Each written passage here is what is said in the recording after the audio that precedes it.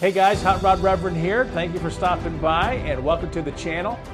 And the playlists and a lot of things that you'll see on our channel, maybe the website hotrodreverend.com. We've got quite a bit on this 1955 Ford Club sedan that I've owned since I was 16 years old.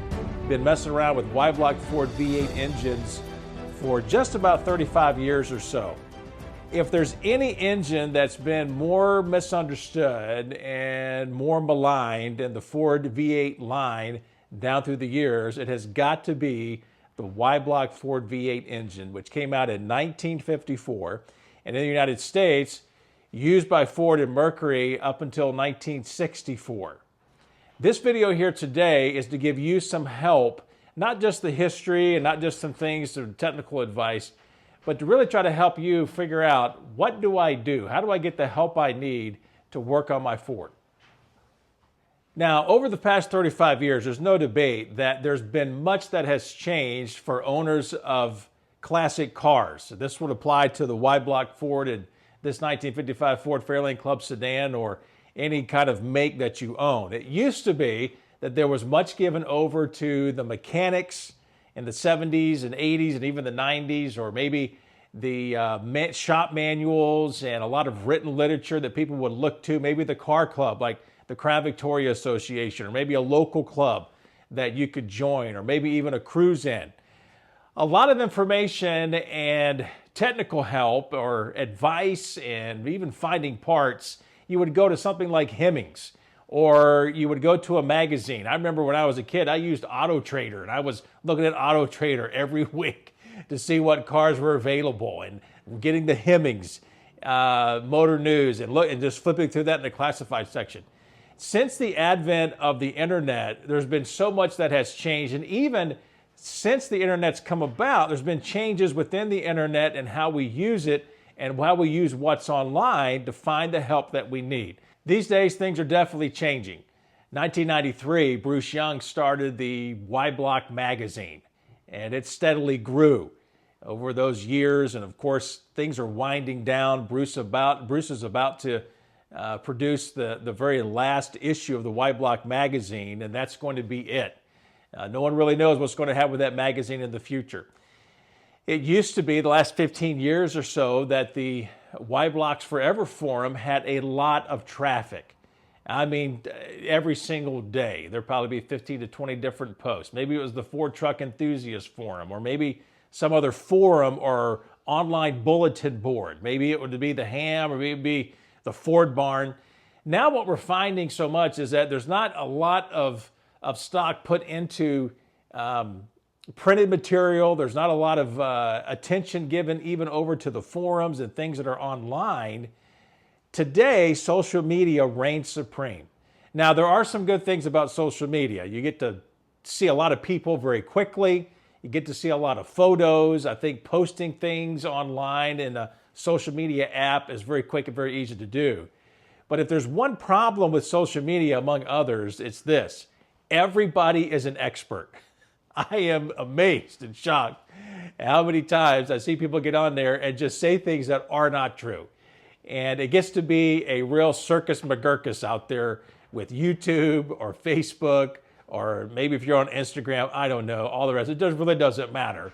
Anybody and everybody could post anything because there's no cost involved. You know, if I wanted to produce something of worth or value for the Y-block Ford or for mid-50s V8 in print, it's going to cost me a lot to get that done. So I got to make sure everything's right, everything's on the money, because I'm investing a lot in it.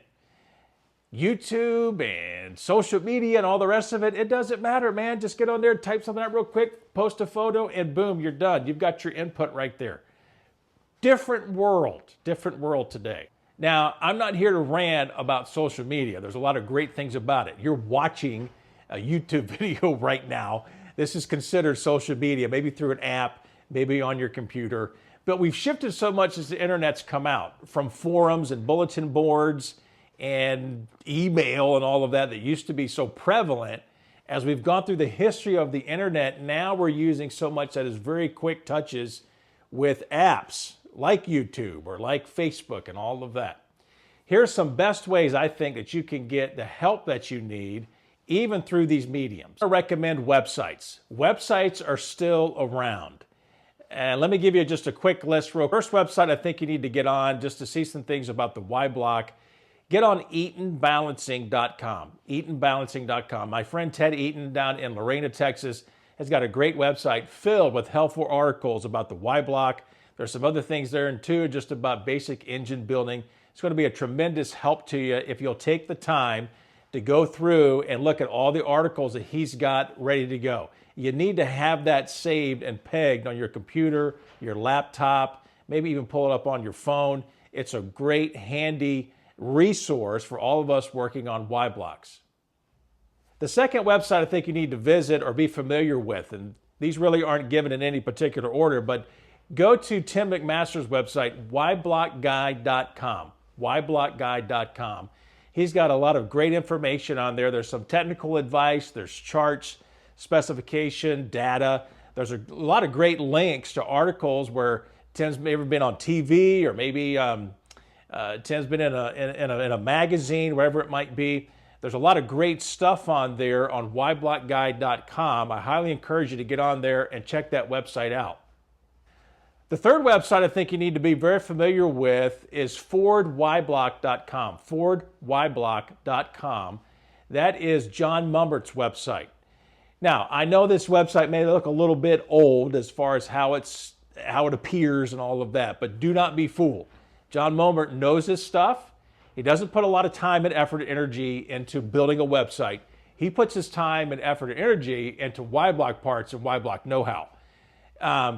Please visit that site, peg it, bookmark it, be familiar with it. A lot of great things in there about parts. I think a lot of guys probably think about buying parts from him first before they'll think about visiting the part of his website that has all the technical info, has all the information about parts to look for.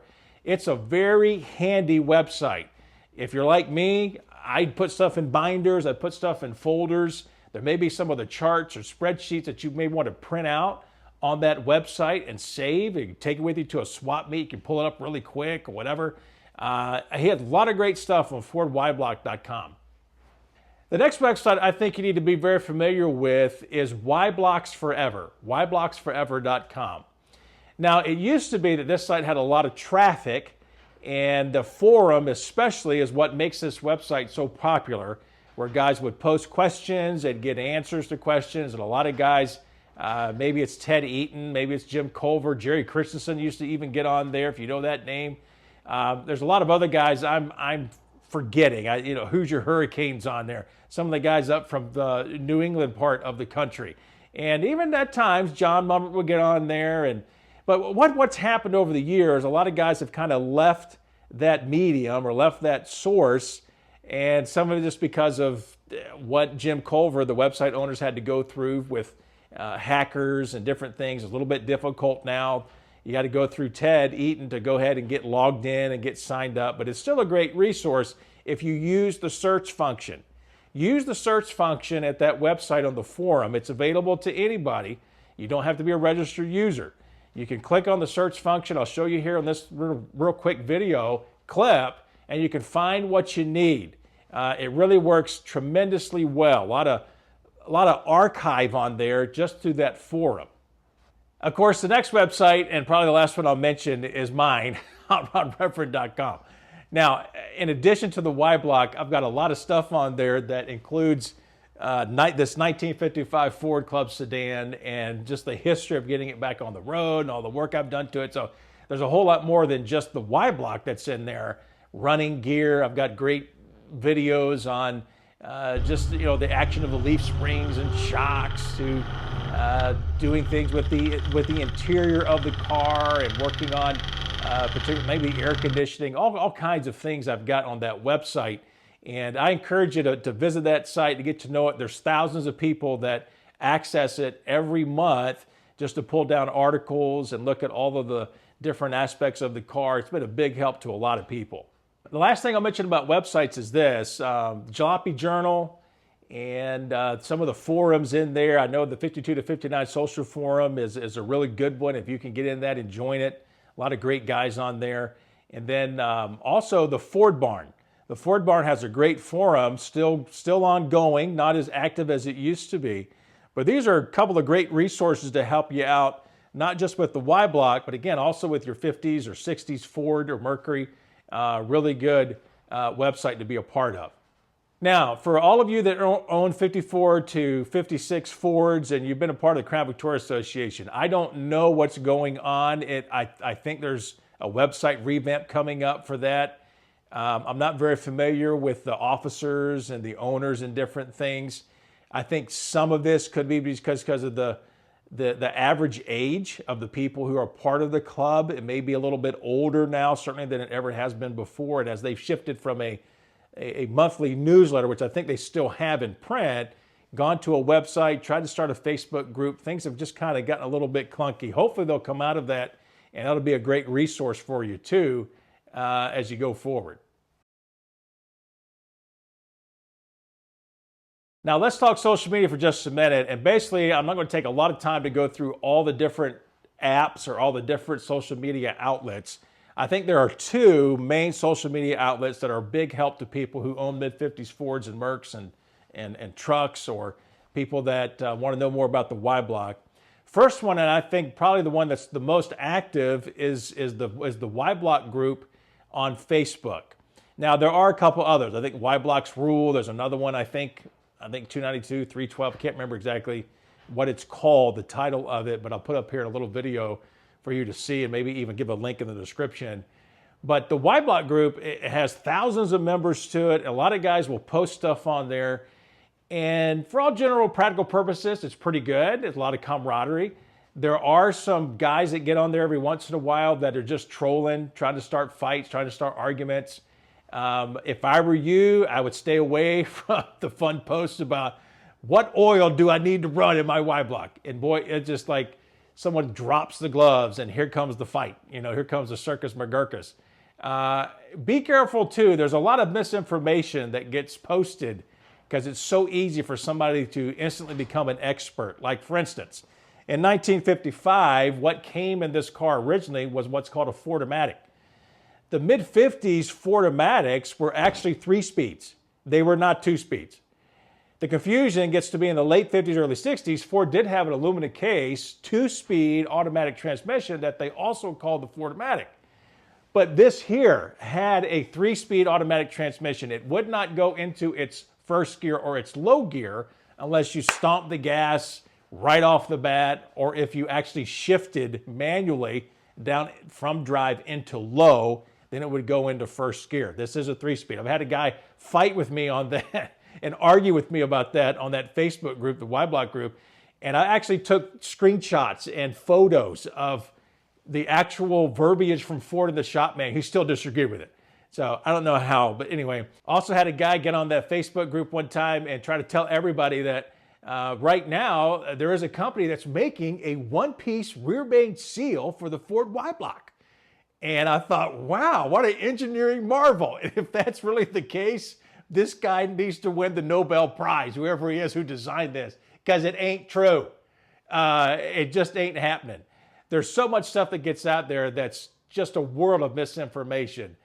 Your best bet is to go to a trusted source, try to weed through a lot of the comments. There are some guys that are part of that Facebook group that are knowledgeable, that they know their stuff, and you can tell, but man, a lot of guys who get on that group and they're new have no idea, and they get hoodwinked. They buy something they don't need to buy. They don't know what matches what. They get the wrong part. It becomes a lot of fun. Second social media app that is highly popular is the one you're watching now, and that's YouTube. Unfortunately, there's not a lot on the Y block and Y block tech for YouTube. I hope that's going to grow. I think with the Y block magazine just about being defunct and no longer in publication, I think a lot of things that are going on with, as we've seen the internet shift, and social media is now the most popular form of educating people in a lot of different ways. Hopefully there's more guys that are out there that are like me that will start pumping out quality videos about mid-50s Fords or 60s Fords and the Y block Ford engine and the transmissions and combinations and all that kind of thing. Every little bit helps And understand that it's not just you and I that want the information to use to run our cars from day to day or from week to week, but it also helps spur along the industry. We need parts. Parts break, parts wear out. There's guys that are constantly, every week, almost every day, getting on the Facebook groups or getting on social media, asking questions about, I just bought this mid-50s Ford, I just bought this Crown Victoria, I just bought this truck, and do you guys know which head do I need, or where do I go to find this, or can you guys tell me what this originally came in, or what transmission would made up to this? Questions all the time. So guys are always doing builds, and we're always needing parts. All right, guys, that's a wrap for today. This video has already gotten a little bit over 15 minutes, so I'm going to go ahead and get it done. Look for part 2. Part 2 next week. We'll drop that video as soon as we can. It will be all about finding parts in the aftermarket, maybe some things about NOS parts, what we can do with the Y block and mid-50s and 60s Fords. Thank you for tuning in. God bless you. We'll see you around.